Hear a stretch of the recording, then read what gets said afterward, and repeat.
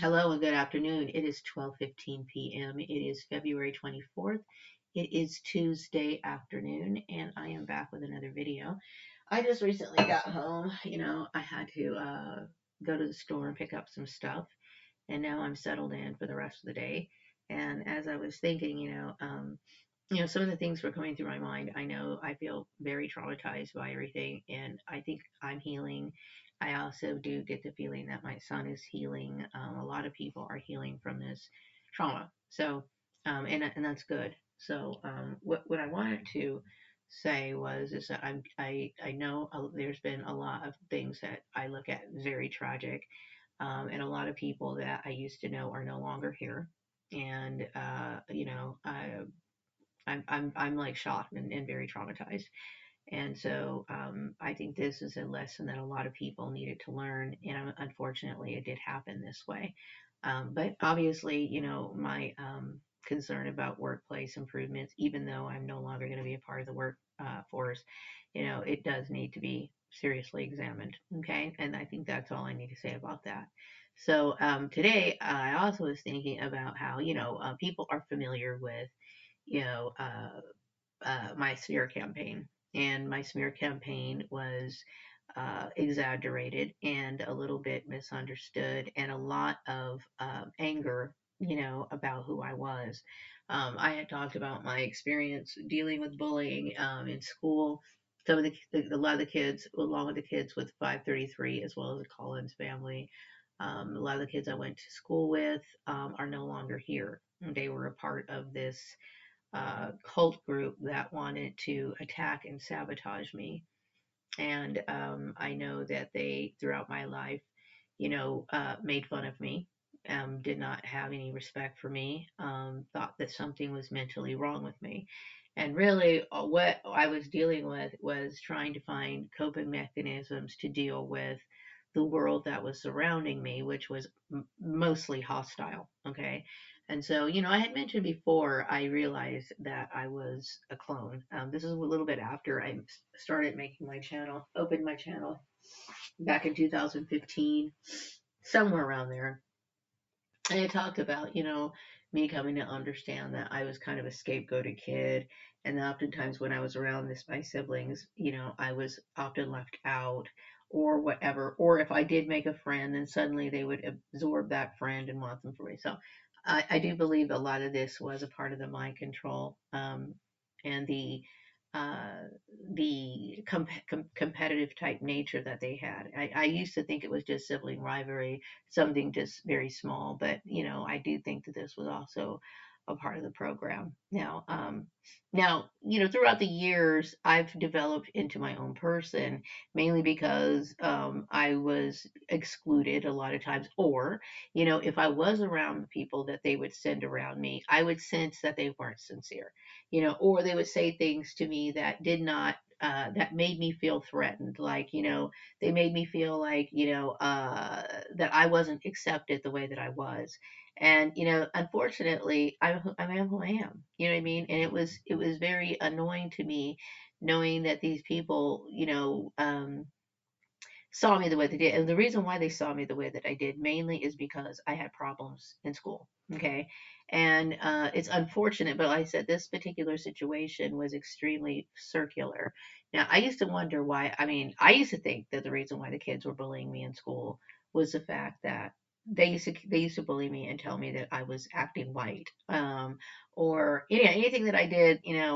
They always attributed to me acting white. And then they also didn't like, yeah, that was pretty much it. Okay, now when I was being silly and goofy, I think I was more tolerated then, because it was just kid stuff, and that's, people expect you to be that way. But I noticed when I used to step outside of the goofy laughing type stuff and start talking about something serious, then it was very, people were just wanting me to, you know, they would either say things like, you're acting white, rolling their eyes, or like, they just didn't seem interested in things that I was interested in. I do know most people remember, me having Bible studies and stuff like that when I was younger, with Jehovah's Witnesses. So people knew that, but they just didn't put it all together. It didn't make sense to them at the time. You know what I mean? And I remember, people talking to me why I wasn't at school. I was just bullied. I wasn't, a part of the group. You know what I mean? They made it very known. It was very uncomfortable there. And so I just entered the workforce. I entered the workforce and worked there for many, many years. And then I realized I wanted to improve my life and then started taking those necessary steps. And somewhere around that time, like I said, Amanda contacted me, and I believe some sort of competition was created to, race me, because, and I wasn't trying to make a competition. I just realized, my goodness, I missed out a lot on life, and I wanted to pick myself back up and try and make something of myself, right? And because I also knew that I was not going to have any support, because all the kids that I thought were my siblings had already moved on. They had families, they were already sharing their space with somebody. I was not going to sit here and live with them and be a burden to them. So I figured I need to make, solid plans. So this is why I started doing that. Now I know that when they must have perceived, they always perceived everything I did as a competition. Okay, so let's just stop that. Okay, but this must have gone on for many, many, many, many years. And so this just, the disrespect that these people had for me just escalated to this point. And then it got, they bashed me for everything, anything that I said. And because they looked at me as somebody who was less than them, right? Because of my problems in school, they thought that because I did not go to, I didn't have a 4-year degree like they did, and I experienced problems when I was in school. They assumed that I had no knowledge of the outside world. They assumed that I was stupid. They assumed, but the reality of it is like, if you think back to first grade, this is where it all started. Okay, this is where it all started. Okay, and I will tell you, when I was in the first grade, I was reading at the 12th grade level. Okay, and I know that this is when the bullying started. You know what I mean? And so what I am is a product of somebody who was bullied out of the system and ended up beating it. That's exactly what it is. Okay. And this is why all these people are talking about it on YouTube. And see, but while I was being beaten out of the system, meaning like, leaving the school system, okay, because my mother was an alcoholic, okay, this is one of the main reasons why she took no interest in us, okay. I was basically just in the house because I was needed for favors. I guess my father needed a job, so I was a burden baby. They got me. And like I said, once the novelty wears off, nobody really takes an interest in the growth of the child or anything like that. So I was pretty much neglected. Okay. And so, like, I talked about my mom, pretty much sleeping all day. Hang on a second. I talked about my mom sleeping all day. And I talked about, there were times where I really did not want to go to school because I was going to be bullied with kids. And so I'd stay home. And there were times I'd stay home and be in the same house with my mother all day long, and she would be sleeping the entire time. And then I also talked about the time where my brother Sean, sorry, decided to steal a car for a while, and he left the entire house. He must have left sometime around 6 o'clock in the morning, or somewhere after my father left. And then he came back sometime late in the afternoon. I'm talking about maybe 3 or 4 o'clock in the afternoon before my dad got home to put the car in the garage. Now, my mom was in the house the entire time. Okay, so guess what? I had an alcoholic mother. I had an alcoholic mother. I had a nightmare life. Okay. So nobody looked after me. The only people who seemed a little acted like they had to show concern, right? Was number one, Mr. Owens, which was a man who was a teacher. I had to teach him for a teacher, and he also attended my sister Tanya's church. Okay, so then he told my sister I wasn't at school, and then my sister Lisa Tanya followed up with me about it, right? And then I told her I was having problems at school. The kids were bullying me. Okay, and then he also had a counselor who just so happened to live catty corner across the street from us. Okay, she was a counselor of the school, and she showed interest in why I was dealing with this issue. Meanwhile, of course, truancy notices were going to the house. My mother was sleeping, and I knew I could get them whenever I wanted them. She was always sleeping because she was an alcoholic. So, people don't know other people's lives. They don't know what goes on in people's lives. They don't know why people, leave school, and they always want to attribute it because you were stupid, or no, I was never stupid. Okay, what I was naive. I honestly did believe that the people that I was around were decent people. I mean, I didn't think they were cutthroat, but now I realize all of these people were highly indoctrinated with we call it MK Ultra type mind control conditioning. Okay, they all were. And see, and this is the reason why I had noticed that all these people were really weird around me.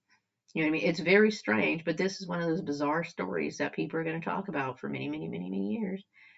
But yes, no, I never believed that just because a person didn't go to like you a 4 year brick and mortar college or something. That no, I never attributed intelligence to college education. Never. Okay. And by the way, I am a researcher and my work is just as valid. As a matter of fact, I would say my work is more valid. You know why? Because it proves several points. Okay. My work is very important. And I know that there's people who are going to always prevent me from getting acknowledgement. This is the reason why I can't find a job. This is all of that stuff. Okay. I'm aware of exactly what I mean to people and what that means to the system. Okay. So I'm aware of that. So, another thing I want to talk about is yeah, that number one. And then also they thought because I had a stuffed animal, stuffed dolls and stuff like that, that somehow in the beginning, okay, they thought that made it so that I was not credible. They thought that everything I did they thought it had something to do with me being mentally ill, blah, blah, blah, blah, blah. I will say that little stuffed animals are something that brings out or produces a positive feeling in you is very healing, especially if you dealt with trauma. Okay, and I do know that oxytocin is a natural chemical that we have to produce. And if we don't do it, we deal with a lot of depression. Oxytocin has a lot to do with our emotions that allow us to express things relating to love. Okay. And I would say cute things, help us do that. Now, there is a supernatural element to this. And yes, many people, around the world, including indigenous people, have always believed that spirits inhabit things like dolls, statues, monuments, and I would say a lot of the people in the Orthodox churches were very uncomfortable with a lot of people from different cultures bringing in their specific beliefs and intermingling it with churches and stuff like this. So I would say the mainstream churches used to have a problem with it. You know what I mean? But the thing is, like I said, when it comes to how I would say Orthodox Christianity in general, or yeah, Christianity, in general approaches other races. Generally people tend to incorporate their own culture into the worship of it. Okay, so like for example, we have I mentioned things like novena candles. Okay, like novena candles and stuff like that. And people get very specific about the saint and stuff like this. I see this it's very common among Mexican people. Okay, and Mexican Catholic people. But like for example, maybe the Catholic Church, maybe like in France, would not see that would be appropriate. Okay, why? Because this is something that's very common among Mexicans and it's used among them. And same thing, okay, it becomes cultural. It becomes an issue of cultural identity, so on and so forth, okay? Whatever the case is, I wanted to come on here and talk about me and my father's my little doll, right? My doll, and my dolls that I had throughout my life. This is a very common thing for people who've dealt with trauma. Okay, a lot of people who dealt with trauma or childhood neglect or something along those lines, especially if they felt like they didn't have anyone to talk to, or if they were in situations where not only did they have not someone to talk to, or they didn't feel like they didn't trust anyone to trust, or there's several reasons why people do not have close relationships. Okay, and then sometimes if people don't have close relationships, their next option, right, would be to get like an animal. Now, see, I don't own any animals. Like the little cat that comes in the neighborhood, it's not really mine. It's not really mine. We just stop it. We let it. We feed it, and then it goes about its merry way. It's not my cat, right? But for the most part, I don't have animals. So the next best option, then one of the best options is like a stuffed doll. You know what I mean? And I've been a doll lover all my life. And because I'm somebody who's open to the possibility, and yes, I'm very much aware that, and I do believe that, that spirits oftentimes visit loved ones, the ones that have departed, and they do so in dolls. Okay. Now, this is a very common belief system in things like Africa. They used to believe this in Hawaii. They used to believe it in places like Japan. So no, it's not a very far off anything to believe. It's not strange at all. You know what I mean? It's not strange at all. Okay, and so when you look at it from that standpoint, yeah, it is. But see, a lot of people want to jump and they want to make fun of things like that. You know what I mean? And it's especially a lot of people who deal with grief. If you deal with grief, I think, which I would say, me looking at my father as someone that I love very much, and broke my heart to leave him or him being away from me, because we are people who understand each other, right? So the dolls and stuff like that can provide healing for people. Now, if you start becoming detached from reality to where you can't function, like, what I mean, function regularly for whatever reasons, because you have some, then that becomes an issue, okay? But I have a very healthy relationship with my little Cabbage Patch doll, and it brings me a lot of happiness, in a sense, to where it brings me comfort. Okay, because it's been very difficult for me, and I would say this is the case with things like stuffed animals, dolls, things that I find cute. I find them very comforting, and I think it's a wonderful alternative to people who have very uh, the what do you call it, solitary lives. Okay, I remember when many years ago, it's back in the 90s, me and my sister Lisa, sorry, one of the girls from 533, I should say, we had a garage sale, and this particular garage sale, I love garage sales, okay, and but my sister sold a baby doll to this white man. He was older, and he must have had mental problems, okay? But still, I believe that he was, and how I told you about mental problems. Sometimes mental problems are actually an indication of being associated with something supernatural. But anyway, he was looking at all these baby dolls, and he just pointed to one, and I kept thinking, oh, someone's trying to contact him. And the minute he held the doll, he just held it, patted its back, and he paid the little money that the doll cost, and he was just, I could tell he was just happy. He was just happy. So anyway, yeah, it's not strange to believe. I don't think anything's strange really, but for people who may not have heard about it or understood it, it is, it is what it is. I would say most people who find it strange or alarming, excuse me, sorry, I would see a lot of people who are a lot of mostly white people find it alarming, okay, but I do know a lot of white people who do love dolls, like, for example, Marie Osmond likes dolls. I don't know if she's ever thought about the spiritual aspect of dolls, but yes, there is a spiritual aspect of them, okay. And what was I going to say about the dolls? But I would say that most people who are more like, more other cultures are more open to that idea than other people, because we're used to it. I mean, we're used to that idea.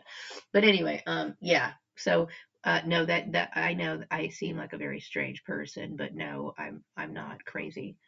I'm very much aware of who and what I am and what I do. And see, this is one of the reasons why some of these people ended up committing suicide. I mean, they got in way over their heads with their bullying campaign against me, but they were surprised, because what they failed to understand is that they bullied me so much when I was younger.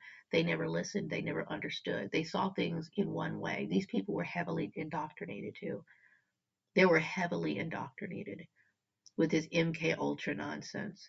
Okay, they were on a mission, just like they act like, oh, I was on a mission. These people were on a mission to attack me, and I was supposed to be on a mission that I didn't know anything about, and I was sitting here being attacked by these people. These people believed things about me that weren't true. Okay, they were set up, and it was designed for these people to discredit everything I said, anything I said. Okay, based on me being C.B. Briganza. This is one of the reasons why, when I was talking to Steve Murray, when I was trying to, prove myself at Murray Family Farms, nothing I said mattered. Okay, because these people were wired to believe that. Okay, so this is how mind control works. Okay, and this, you got to understand, it's like, I understand that it is mind control that allows people to believe what they believe in the first place. See, because me being out on the outside, like, for example, the outside meaning me leaving the school system, okay, and being on my own, joining the workforce, okay, while all these other kids continued within their operation. I'm saying operation. These people continue to go to their churches. These people continue to go to their universities, and they got more indoctrinated in their school and their churches and their your universities, their friend group, and this is all these people saw. Okay. And meanwhile, I was, developing into my own person, and I was on the outside looking in. And while they were sitting here bashing me, I was sitting here thinking, okay, well, you know what? I don't have everything, but I am acknowledging something. And I wasn't looking at them specifically, but I was looking at some of the people that I was either working with, knew about, people who would come around and visit, people, whatever. Okay. And no, I was not comparing myself to them, but I was listening to what people were telling me. And some of these people were in situations very similar to mine, and they were working, they were living their lives. So it never made me think, well, I should stop why should I, I figure I have a child is where I have work to do. Okay. No, I was never trying to one up somebody. I was just simply trying to make something of my life. And then people thought, that I was in some sort of competition, which I think is funny because I was already somebody who was way behind in my life in the first place. Okay, this is one of the reasons why I didn't want to make any big announcements about it. Like, oh, you know what, everybody, I'm doing this, because they're going to be like, wait a second, didn't you leave school early and da da da da. It's like, I think that was a part of my life that I really wanted to forget about. Okay. I really wanted to forget about that part of my life. And why shouldn't I want to forget about that part of my life?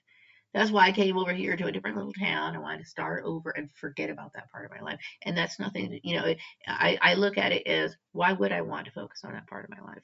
Look what that part of my life did. I was bullied in school, and I knew that because of all of that happening, people wanted to turn around and make that look at, like, they use that to make it seem as though I was a bad person. No, I was a child, a young girl, right, who had absolutely no support, who was being bullied every goddamn day, and I had no one on my side, and I only had me. Okay. No, my mom was supposed to be my mother. She was supposed to be, making sure that I was going to school, somebody who making sure that everything was going on well at the school, to make sure that, the kids weren't bullying me, or at least talking to me like, hey, how's things going in school? And my mother's attitude was very, nonchalant and very detached. Like, if I ever told her I was dealing with something, she would tell me, oh, breathe the rock of Gibraltar.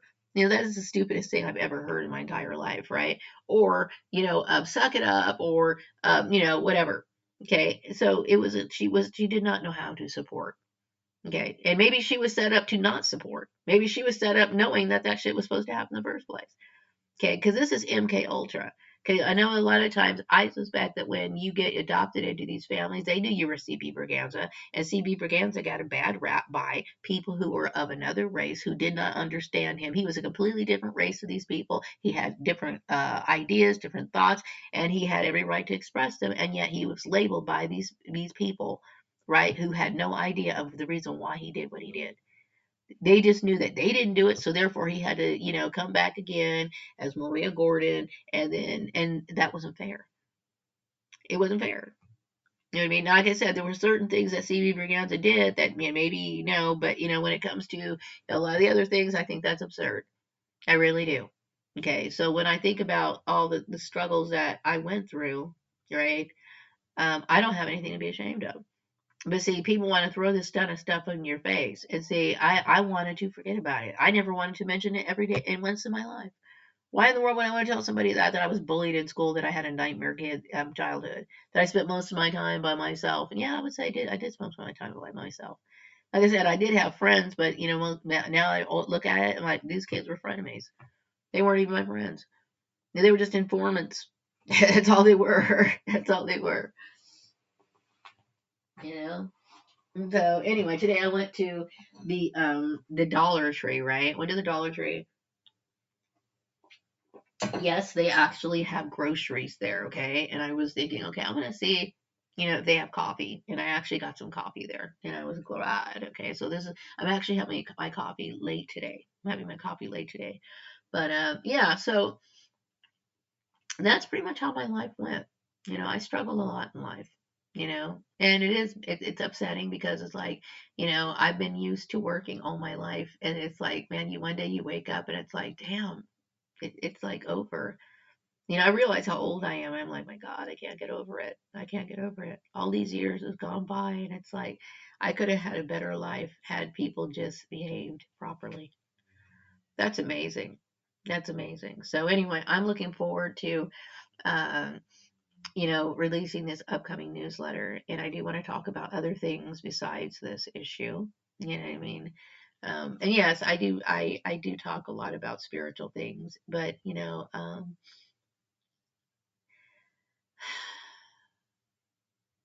I don't know what else to say. It's like I have to find things to do to keep myself busy.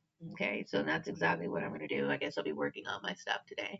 In the meantime, I hope you all have a wonderful day. Thank you for those who have supported me. I know that a lot of people are talking about me on social media, and I also know that people are rather mind blown because I do know more than educated people. And the thing is that I felt as though that was a good reason and a good opportunity, knowing that people have such a problem in the education system. Why not? To me, I looked at this as an opportunity to actually make improvements, because obviously I see something that they don't. But see, I feel as though the system resents this so much that they want to keep me hidden because of it, because of the issue of me, the religious issue, the issue relating to education. And I'm one of these people who's just like, man, Marie, you have a problem with the system. I don't mean to.